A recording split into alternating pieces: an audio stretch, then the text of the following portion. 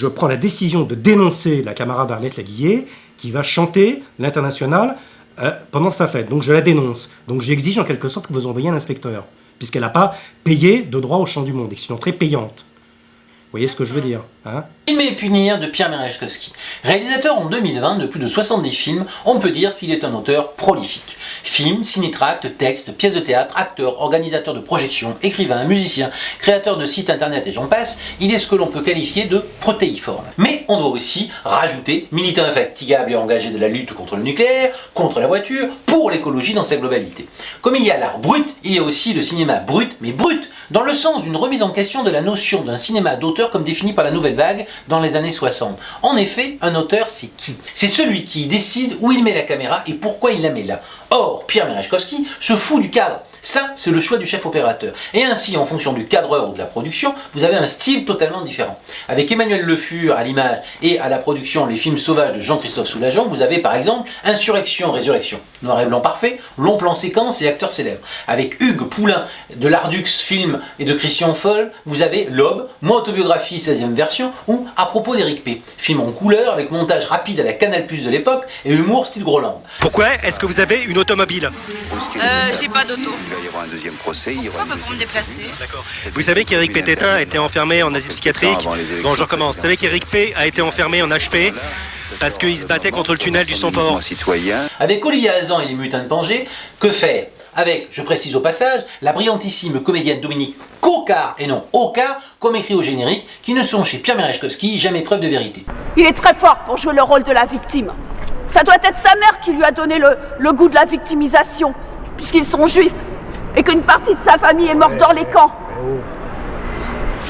Mais je ne suis pour rien dans l'extermination des juifs. Je n'y peux rien. Tu es d'accord, hein? Je n'y peux rien. Donc ma fille, elle vit dans le même quartier que son père. Son père, qui n'a jamais rien payé, jamais rien acheté. Il fait des films, soi-disant, des films que personne ne voit. Mais il s'en fiche, puisque de toute façon les autres n'existent pas. Il n'y a que lui qui existe. Et c'est alors le style Canal historique, comme ceux réalisés aussi avec Zaléa TV, comme Les Hommes prophétiques, ceux avec Dibourg Productions, comme Voyage au cœur de l'Europe socialique, ceux avec PEP, L'Abbé Pierre, où il était une fois à l'écologie, ou enfin avec les productions aléatoires comme Filmer et punir, avec à nouveau au cadre Emmanuel Le Fur. Car c'est là le paradoxe. Tous ces films varient en fonction du cadreur et du style souhaité par la production. Et pourtant, ils sont tous fondamentalement des films merejkovskiens. Car, comme pour paraphraser un célèbre dictateur de l'Est, là où il y a Merejkovski, c'est la Merejkovski. Exception faite quand il n'est que pur acteur, comme chez Antonin Perachenko ou Bernard Cerf, mais là encore, s'il est pris, ce n'est pas pour l'incarnation, l'interprétation d'un personnage, mais bien pour son pur statut iconique, pour sa présence éructante, vociférante, et en même temps touchante et bienveillante. Boum! C'est l'attentat! Merde, la porte s'ouvre. Fermez la porte. Boum! Tout explose! Tout explose. Car Merejkovski est avant tout un corps, une voix, un regard halluciné, une logorée, une folie créatrice. Woody Allen sous acide, Michael Moore végétarien et intègre. Oui, car lui au moins il ne reprend pas les codes d'un cinéma dominant qu'il critique. Il est le symbole d'un cinéma de la liberté. Oui, liberté, car chez lui on est libre, libre d'improviser ou de crier ou de changer le texte. On est d'accord, le texte, on peut l'exploser. Donc il n'y a pas de problème, il n'y a pas de problème, il n'y a pas de problème, il n'y a pas de problème, il n'y a pas de problème, il n'y a pas de problème, il n'y a pas de problème, il n'y a pas de problème. Il n'y a pas de problème. Donc faut bien dire le texte, parce que s'il n'y a pas de texte, après on ne comprend pas. Parce qu'on vient faire l'état d'urgence dans cette histoire, et après c'est la merde. Si on ne comprend pas ce qui se passe, donc il faut absolument qu'on comprenne qu'il s'agit de l'état de notre urgence. Donc je si tu veux te le dis pas, parce que je t'es libre de faire ce que tu veux, chacun dit que j'ai dit tout à l'heure que tout le monde pouvait s'emparer du dispositif comme il voulait, donc si tu veux pas lire ce texte, il ne faut pas lire. Tu veux pas lire ce texte, il ne faut pas lire, tu veux pas... Voilà, donc c'est comme cela, le monde est devenu entreprise. Le monde est devenu entreprise.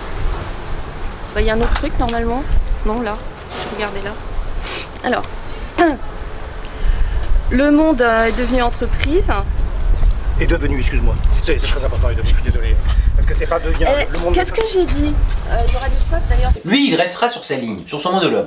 Car ne l'oublions pas, il peut fournir à la fois des textes écrits comme des SMS incompréhensibles, mais aussi des écrits magnifiques. Oui, il est capable des deux. Le cadreur peut décider de filmer les pieds ou les nuages. L'acteur ou l'actrice peut changer son texte ou même l'agresser durant la prise, et il en sera ravi, car il faut que ça dépote, que ça déménage, que ça fasse du raffut, comme il aime à le dire. Le truc, c'est pas de partir, c'est de te dire que t'es facho, t'es facho. C'est tout, c'est pas te dire que tu partiras ou tu partiras pas. Je veux dire, les guignols d'extrême gauche qui quasiment agitent des idées perpétuelles comme ça et qui se trouvent en se disant oui, mais ça crédibilise la gauche, on a besoin des mecs comme toi, ils en ont besoin des mecs comme toi. Ça agite des idées mais ça fait rien. Et ils sont fous que ce soit propre, professionnel, flou ou non. L'important pour lui, c'est une sorte de vérité humaine qu'il faut toucher et pas la vérité technique. C'est l'être, l'individu et surtout le collectif. Assemblée, manifestation, groupe, rassemblement, voilà des mots qu'il aime et pour lesquels il s'anime. Il veut le contact et pour cela il peut aller n'importe où. Pour lui, le cinéma est un art de la rencontre, du liant, lors du tournage mais aussi et surtout pour après, lors des projections, car là aussi il est unique. La projection, il s'en moque. Qu'elle soit sous le bon format avec de bons sons, vus dans de bons fauteuils ou à même le sol, le but c'est la discussion qui la suivra. Et s'il n'y a pas de film, eh bien c'est lui qui fera le son et l'image. C'est lui qui sera le film, qui sera le cinéma. Bar, café, escalier, salle de bureau, dans la rue, n'importe où, n'importe quel lieu fera l'affaire. Et ce n'est pas le public, une salle pleine qu'il recherche, mais des êtres, des gens. Et s'il n'y a qu'un seul spectateur, eh bien c'est réussi. Et même au contraire, il se méfie de la salle pleine à craquer ou de la foule. Comme s'il y avait alors comme un malentendu sur le film à venir. Marque des grands cinéastes, on croit que ces films sont faciles à faire ou à copier. Erreur! Car oui, il suffit de prendre son téléphone portable et d'y aller, et c'est cette pratique qui suscite l'enthousiasme à la vision de ces films, et beaucoup y sont allés, car il y a un vrai fan club. Ils font autre chose, voire du sous-Merejkovski. Car une des caractéristiques essentielles de PM, c'est qu'il ne ment pas, il est vrai, il ne cherche pas à plaire ou à être compréhensible. De sa logorée, on peut jeter 90%, qui n'est pas forcément audible ni compréhensible, mais reste 10%, et ces 10% touchent au génie. Et oui, 10% de génial, beaucoup en rêvent, alors qu'il n'arrive que péniblement qu'à 1%, et encore. Les personnages merejkovskiens sont résumés à leur fonction. Le maire, Monsieur CNC, la femme de Pôle emploi, le gardien du parc, le psy, la femme du producteur, avec des femmes récurrentes comme Rachel 1, Rachel 2, Rachel 3 ou Myriam 1 et 2, et lui toujours qui occupe le rôle principal. Personnage aux amours contrariés, il se bloque sur un point, une situation qui semble anecdotique au commun des mortels, mais qui pour lui est symbolique de problèmes plus vastes, qui révèlent des dysfonctionnements de notre société. Ces films reflètent ainsi son paysage mental et celui de notre époque, en y parlant de pauvreté, de folie, de rejet face à des néostructures kafkaïennes comme Pôle emploi, les formulaires de demande de RMI ou de RSA, d'une bureaucratie qui aliène encore plus ceux qui sont rejetés et fragiles. Sa force comique, car il est un grand acteur comique. Ding dong, ding dong. La SNCF vous rappelle que dans le cadre de Vigipirate, tous les bagages sans surveillance seront immédiatement détruits par les services de la protection civile.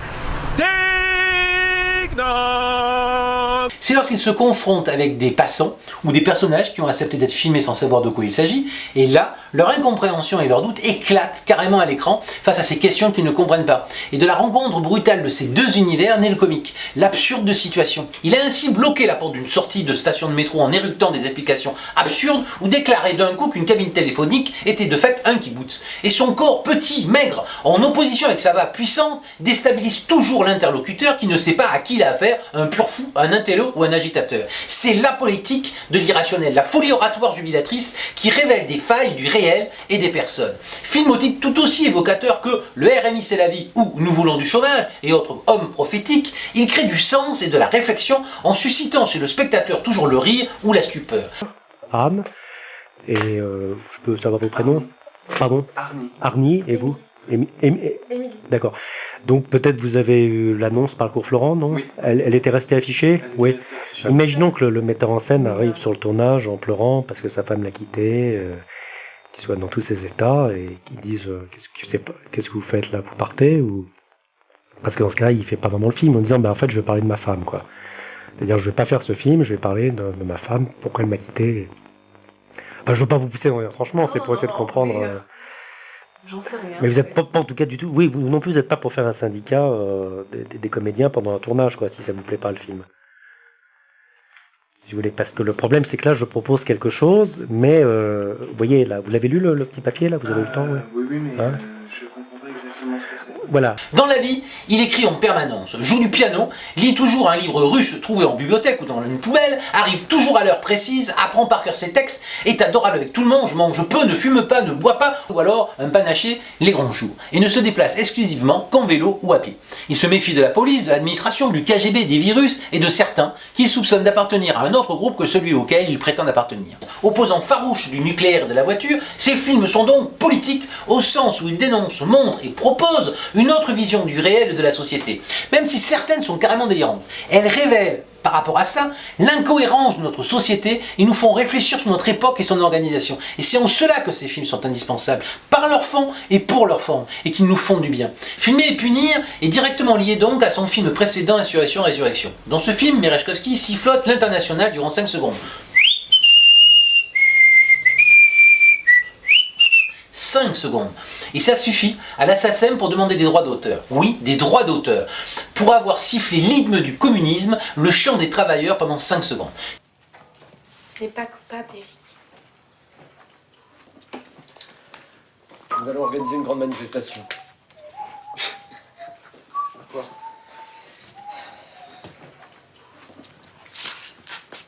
Si le producteur d'Insurrection Résurrection souhaite payer et passer à autre chose, Merejkovski est scandalisé. Et comme il prépare un autre film avec les productions aléatoires, avec eux, décision est prise d'intégrer la recherche des ayants droit de l'international dans le film suivant. C'est pourquoi le film est constitué de 2 blocs imbriqués, sans qu'on le remarque, l'un avec les séquences préalablement écrites et l'autre avec les scènes tournées durant l'enquête qu'il mène avec son producteur et qui le conduisent à rencontrer Krivine et même la mythique Alain Laguier, travailleur. Je voudrais vous dire que le réalisateur du film Insurrection, Résurrection, il s'appelle Pierre Merejkovski, il est présent parmi nous, eh bien il risque d'être condamné à payer des droits pour avoir siffloté dans son film L'International. Eh bien, je le dis, nous allons, comme traditionnellement, chanter l'International, mais nous non plus, nous n'avons pas l'intention de payer pour cela, car pour nous, l'International appartient au patrimoine du mouvement ouvrier.